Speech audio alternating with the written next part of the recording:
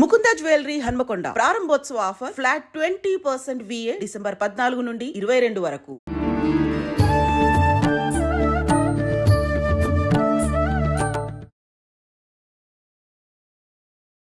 నమస్కారం, welcome to I dream.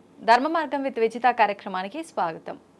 ప్రస్తుతం మనతో పాటు ఉన్నారు ప్రముఖ ఆధ్యాత్మికవేత్త లక్ష్మీ నరసింహస్వామి ఉపాసకురాలు శ్రీమతి స్రవంతి గారు. ఇప్పుడు వారితో మాట్లాడి ఒక మంచి ఇంట్రెస్టింగ్ టాపిక్ గురించి అడిగి తెలుసుకుందాం.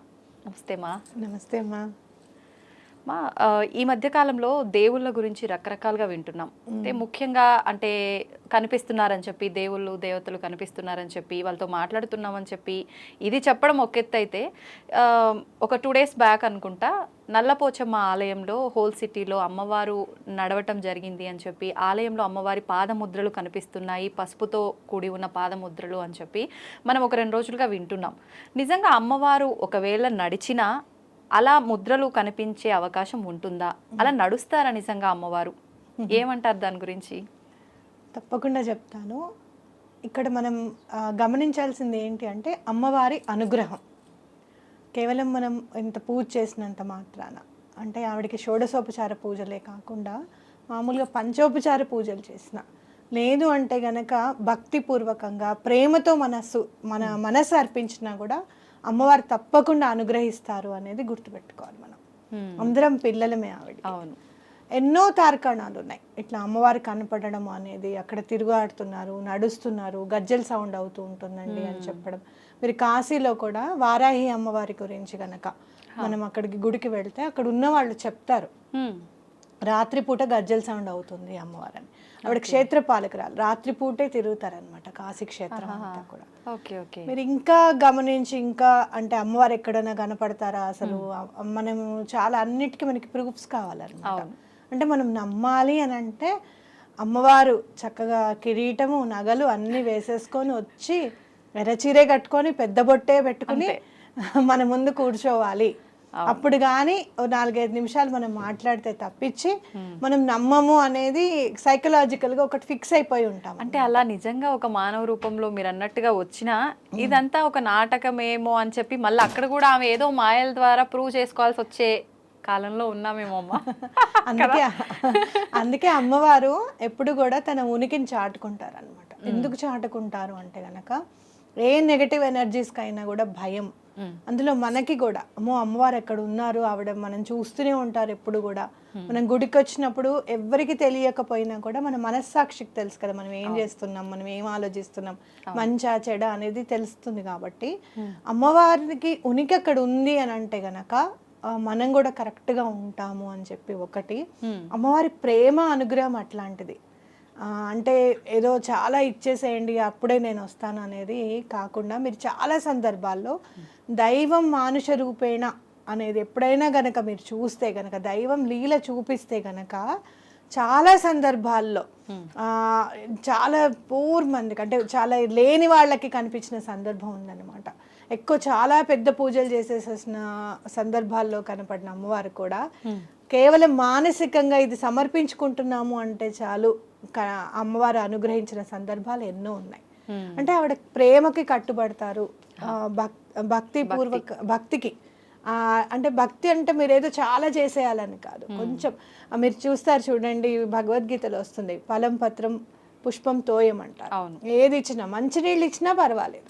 అందుకే ఈశ్వరుడు కూడా కేవలం మంచినీళ్లతో అభిషేకం చేస్తే చాలు బోల్డ్ ఇచ్చేస్తాను అని అంటాడు అనమాట.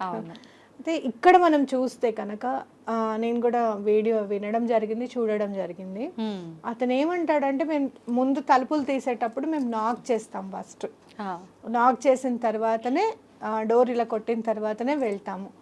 ఈసారి అలా వెళ్ళలేదు, మామూలుగానే తలుపు తీసేశారు. కాబట్టి అమ్మవారి ఉనికి తెలిసింది అనేది అతని మాటల్లో నాకు అర్థమైంది అనమాట. అలాగే ఇక్కడ మీరు చూస్తే కనుక గ్రామ దేవతల దగ్గరికి వస్తే కనుక ఎప్పుడు కూడా పరిరక్షిస్తూ ఉంటారు గ్రామాన్ని అని ఖచ్చితంగా చెప్పుకోవచ్చు. అవును, నమ్ముతుంటాం. ఏదైనా మీరు ఇలాంటి ఉపద్రవాలు వచ్చినా కూడా గ్రామ దేవతలు పరిరక్షిస్తారు అక్కడ ఉన్న ప్లేస్ అని ఖచ్చితంగా చెప్పుకోవచ్చు అనమాట, అక్కడ ఉన్న వాళ్ళని. అయితే ఇప్పుడు ఇక్కడ చూస్తే గనక మనం ఒకటే పాదం కనిపిస్తోంది, ఇంకో పాదం కనిపించట్లేదని, లేదు ఇంకో పాదం కొంచెం అంటే అంత క్లియర్గా లేకుండా నార్మల్గా కనిపిస్తోందని చెప్పి రకరకాలుగా మాట్లాడుతున్నారు. ఇంకొక విషయం కూడా ఏంటంటే అసలు అమ్మవారు గర్భగుడిలో లేదు, ఆమె వెళ్ళిపోయినట్టు పాదముద్రలు కనిపిస్తున్నాయి. కాబట్టి ఇప్పుడు మనకు నిన్న ఈ మధ్యకాలంలో ఏదైతే ప్రళయాలు, భూకంపాలు ఇలాంటివి వచ్చాయో ఇలాంటివి రాబోతున్నాయేమో, అందుకని చెప్పి అమ్మవారు ఇలా ఒక సంకేతంగా చూపించారేమో, లేదు ఇప్పుడు గర్భగుడిలో అమ్మవారు అంటున్నారు. నిజంగా అలా సాధ్యపడుతుందంటారా? అమ్మవారు గర్భగుడిలో లేదు అనుకోవడం చాలా తప్పు. ఎందుకనంటే ఎప్పుడైతే అమ్మవారిని ప్రతిష్ఠిస్తారో, కొన్ని ఆలయాల్లో అయితే యంత్ర సహితంగా ప్రతిష్ఠింపజేస్తారు, కొన్ని ఆలయాల్లో మామూలుగా ప్రతిష్ఠ జరగచ్చు, మామూలుగా తీసుకొచ్చి పెట్టేసుకోవచ్చు. మీరు ఇంట్లో గణపతి పూజ చేసుకుంటారు కదా, గణపతిని మామూలుగా తీసుకొచ్చి పెట్టేసుకుంటాం కదా, అవునా కాదా? మరి 10 రోజులు అయిన తర్వాత నిమజ్జనం చేసేస్తాం, మరి గణపతి లేడా ఇంట్లో? ఉంటాడు. అసలు ఎక్కడ భగవంతుని లేని ప్లేస్ ఉంది అంటే ఎక్కడ? ఇక్కడ ఇది కూడా ఒక పాదం కనిపించిందంటే విష్ణుమూర్తి ఒక పాదం వేసిన తర్వాత ఇంకో పాదం పైకి ఎక్కడికో పెట్టారు. అవునా? అలా అంటే ఆ ఉపద్రవాన్ని ఆపడానికి ఆ పాదం అక్కడ ఉపద్రవం మీదే పెట్టారని ఎందుకు అనుకోకూడదు? అవును. ఎప్పుడైనా ఏది ఆలోచించినా పాజిటివ్ గా ఆలోచించడం అనేది మనం నేర్చుకోవాలి. ఫస్ట్ నెగిటివ్ గా ఆలోచించకూడదు. అందులో ఇక్కడ మీరు చూస్తే గనక గ్రామ దేవతల ఆలయాల్లో పసుపుని బండారు అంటారు అనమాట. అంటే ఏంటి అని అంటే పాజిటివిటీ మొత్తం దాంట్లో ఉంది అని మీరు అర్థం చేసుకోవాలి. అమ్మవారు పసుపు అంతా కూడా జల్లినట్టుగా ఉంది అని కూడా మనం చూసాం. అంటే ఏంటంటే ఆవిడకి చాలా సంతోషం వచ్చినప్పుడు అలా బయటకు వచ్చి ప్రకటిస్తారు అనేది గుర్తుపెట్టుకోవాలి. మీరు ఎప్పుడైనా ఢిల్లీ వెంకన్న కథ విన్నారా? వినలేదా? విజయవాడ కనకదుర్గమ్మ ఆవిడట ఒక సినిమా ఉందన్నమాట. ఆ సినిమాకి వెళ్ళారట ఆవిడ. ఆ సినిమా పేరు నేను మర్చిపోయాను, పాట ఒకటి గుర్తుంది నాకు, ఏరువాక వచ్చిందో అని చెప్పి ఒక పాట ఉంటుంది అనమాట రైతుల మీద. ఆ మూవీ అక్కడ రిక్షా అతను నుంచున్నాడు అనమాట సెకండ్ షో అయిపోయిన తర్వాత. అతని పేరు ఢిల్లీ వెంకన్న. అయితే ఆవిడ రిక్షా ఎక్కారు, అమ్మవారే రిక్షా ఎక్కారు. ఎక్కడమ్మా అంటే కనకదుర్గమ్మ గుడి ఉంది కదా విజయవాడలో, అక్కడ దింపమని చెప్తారనమాట. చెప్పారు. అలా ఆయన ఎక్కించుకొని నడుపుతూ ఉంటాడు. అయితే ఆవిడ అడుగుతుందంట, ఏమయ్యా ఇక్కడ కనకదుర్గమ్మ తిరుగుతుంది, నడయాడుతుంది అని చెప్తుంటారు, మీకేం భయం వేదా అని అడిగారట.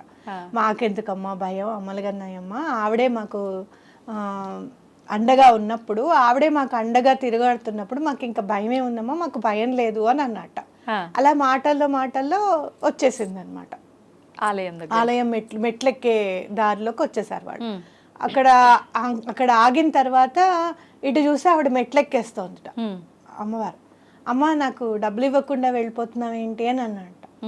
అంటే నీ తలపాగాలో పెట్టాను చూసుకో అని చెప్పిందట. ఆవిడ పెట్టిన 10 రూపాయలను బంగారం గాజు ఉందిట తలపాగాలు. చూసే వరకల్లా ఆవిడ లేదుట అక్కడ. జరిగింది ఇది, నిజంగా జరిగింది ఇది. అయితే అప్పుడు అతను అమ్మవారు ఎక్కింది నా రిక్షా, అమ్మవారు ఎక్కింది, అమ్మవారు వచ్చింది, అమ్మవారు ఎక్కింది అని చెప్పి తర్వాత ఆ థియేటర్లో కూడా ఎక్కడో చూస్తే న్యూస్ పేపర్లో కూడా పడింది అనమాట. థియేటర్లో కూడా పసుపు కుంకుమ గాజులు అక్కడ ఉన్నాయి అని, ఆవిడ కూర్చున్న దాంట్లో అని చెప్పి ఉన్నాయి, అమ్మవారే వచ్చారని ఖచ్చితంగా. అంటే అక్కడ లేకపోయినా ఇతని చేతిలో అయితే బంగారం గాజు కనపడుతుంది కదా, అవునా కాదా? మరి ఇంకేం చెప్పాలి అమ్మవారి గురించి చెప్పండి. అట్లా సశరీరంగా అమ్మవారు తిరగాడతారు. మీరు ఎక్కడైనా చూడండి, ఏ గుడైనా కూడా అమ్మవారు నడయాడుతున్నారు అనడానికి ఇక్కడ తార్కాణం ఉంది, ఇక్కడ రుజువు ఉంది అనే కనిపిస్తుంది. అందులో గ్రామ దేవతల్లో చాలా పవర్ఫుల్ రేణుక ఎల్లమ్మ కానివ్వండి, అలాగే మీరు నల్లపోచమ్మ టెంపుల్ ఎక్కడున్నా కూడా నల్లపోచమ్మ గుడి చాలా పవర్ఫుల్ ఉంటుంది అనమాట. అమ్మవారు ఎలాంటి ఉపద్రవాలైనా కూడా తొలగింపజేస్తారు అమ్మవారిని ఖచ్చితంగా చెప్పుకోవచ్చు. మనం చూసుకుంటే కనుక కోవిడ్ మహమ్మారినే తరిమి కొట్టేసాం, అవునా కాదా? ఇలాంటివి ఏమైనా ఉపద్రవాలు ఉన్నా కూడా అమ్మ ఇలాంటి వాటిని అన్నిటి నుంచి నువ్వే రక్షించాలి అని చెప్పి అమ్మవారికి దండం పెట్టుకోవడం చాలా మంచిది.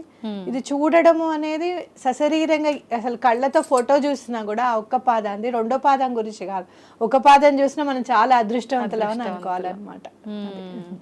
అయితే ఇప్పుడు అంటే కొంతమంది ఇది మూఢనమ్మకము అని కొట్టి పారేసే వాళ్ళకి మనం ఖచ్చితంగా ఒక మంచి మీరు ఇందాక అన్నట్టు ఒక సాక్ష్యం అనేది ఖచ్చితంగా ఉండాలి కదా.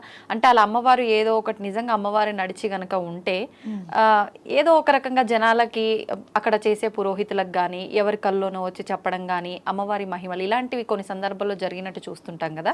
మరి అలా ఎందుకు తెలియజేయలేదు, ఇది నిజంగా అమ్మవారి పాదం అని ఎలా నమ్ముతాము అనే వాళ్ళు కూడా ఉంటారు కదా.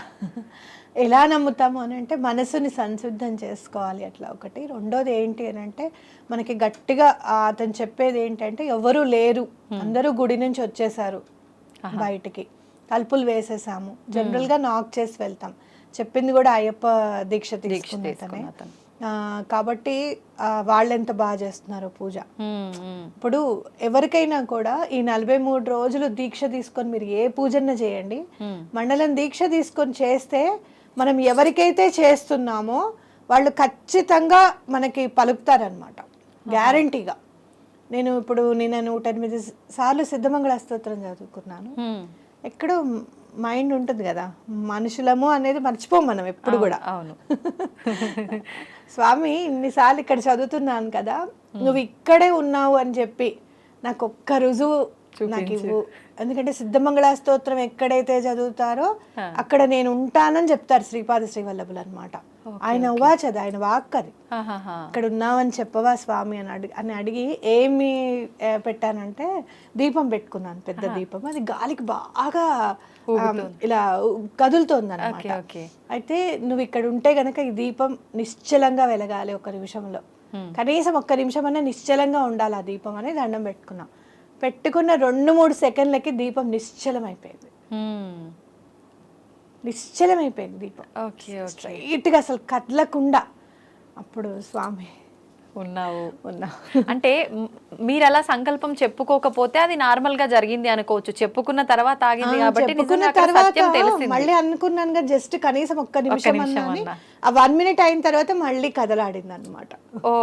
అంటే ఏంటంటే గాలిగా ఉంది, అటో ఇటో కాస్త ఫ్యాన్ గాలో తలుపులు తీసుకుంటామో ఏదో ఒకటి అవుతుంది కదా. ఆ నేచర్ ని ఆపరు స్వామి. స్వామి ఇక్కడ ఉన్నారు కదా, మీరు నిశ్చలంగా ఉండి. మీరు ఎన్నో తార్కాణాలు ఉన్నాయి అట్లా. మీరు చూస్తే మనకి కాళహస్తిలో కూడా స్వామి గాలికి సంబంధించింది అనమాట, ఈశ్వరలింగం. అయితే ఆ స్వామి నిశ్చలంగా ఉచ్ఛ్వాస నిశ్వాసాలకి ఆ దీపాలు కదులుతూ ఉంటాయి అక్కడ ఎప్పటికీ కూడా. అది చూసి దండం పెట్టుకోండి అని చెప్తూ ఉంటారు కూడా. ఎవరైనా మామూలుగా గైడ్స్ వస్తూ ఉంటారు కదా, వాళ్ళందరూ చెప్తూ ఉంటారు ఆ దీపజ్యోతిని చూడండి, స్వామి ఉచ్ఛ్వాస నిశ్వాసాలకి కదులుతూ ఉంటుంది అని చెప్తూ ఉంటారు. అలా చాలా తార్కాణాలు ఉన్నాయి. కావాల్సింది నమ్మకం. అయితే ఇక్కడ చెప్పేది ఏంటంటే మండలం దీక్ష చేసినప్పుడు అలాంటి వాళ్ళకి ఖచ్చితంగా ఏదో ఒక రూపంలో అమ్మవారు అయ్యవారు కానీ దర్శనం అవుతుంది గ్యారంటీగా. ఇప్పుడు మా ఇంట్లో వర్క్ చేస్తారు ఒక అతను, ఆయన హనుమాన్ దీక్ష తీసుకున్నారు.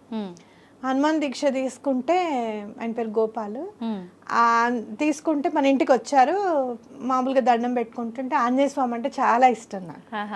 అయితే ఆంజనేయ స్వామి దీక్ష తీసుకున్నారా, చాలా గ్రేట్ అది ఇది అని అన్నాను. ఆయన ఫొటోస్ పంపిస్తే ఆ ఫొటోస్లో కింద నీడ ఆంజనేయ స్వామి నీడ ఉందన్నమాట. ఆంజనేయ స్వామిగా ఉండే నీడ అక్కడ. పక్క నుంచి ఎవరో ఇలా ఫోన్ పట్టుకున్నారు కానీ అక్కడ ఫేస్ మాత్రం ఆంజనేయ స్వామి నీడ కనపడింది. నేను అతనికి తర్వాత ఆయన మామూలుగా ఫొటోస్ పెట్టారు, మీరు చూసారా మీ ఫొటోస్ లో ఆంజనేయ స్వామి నీడ కనపడింది అని అంటే, మీకు బాగానే కనపడింది స్వామి అని అన్నారు. భగవంతుడు అతను కూడా 41 days దీక్ష తీసుకున్నారు. ఎక్కడైతే దీక్షగా తీసుకొని స్వామివారి పూజ చేస్తామో 100% మేము భౌతికంగా మానసికంగా మేము పెట్టలేకపోయామండి అని అన్నా కూడా అట్లీస్ట్ ఒక 50% 60% మన మైండ్ పెడతాం, కాన్సన్ట్రేషన్ చేస్తాం, డిసిప్లైన్డ్గా చేస్తాం. ఇవాళ పూజ చేసుకోవాలి, ఇవాళ పువ్వులు కంపల్సరీ కావాలి అని చెప్పి దానికి కట్టుబడిపోతాడు భగవంతుడు, తప్పకుండా కనిపిస్తాడు. అందుకే ఇందాక మీరు అన్నారు చూడండి, బ్రాహ్మణులకి పూజార్లకి కనబడలేదు కదా అని అంటే, మరి వీళ్ళ దీక్ష తీసుకున్నారు కాబట్టి వీళ్ళకి కనిపించి ఉండొచ్చు. ఓకే ఓకే, అంతేలేండి. అది కూడా చెప్పలేం మనం ఏం జరిగింది అక్కడ అనేది. బయటకు వచ్చింది ఒకలా ఉంటే అక్కడ జరిగింది ఎలా ఉందో స్వతహాగా అనుభవిస్తే తప్ప తెలియదు. సంతోషమా, చాలా మంచిగా, చాలా అంటే మూఢనమ్మకం ఇదంతా ఎక్కడున్నారు అమ్మవారు ఉన్నా అలా ఎక్కడొస్తారు అని నమ్మే వాళ్ళకు ఒక మంచి సమాధానం ఇచ్చినట్టే మీ మాటల ద్వారా. ధన్యవాదాలు.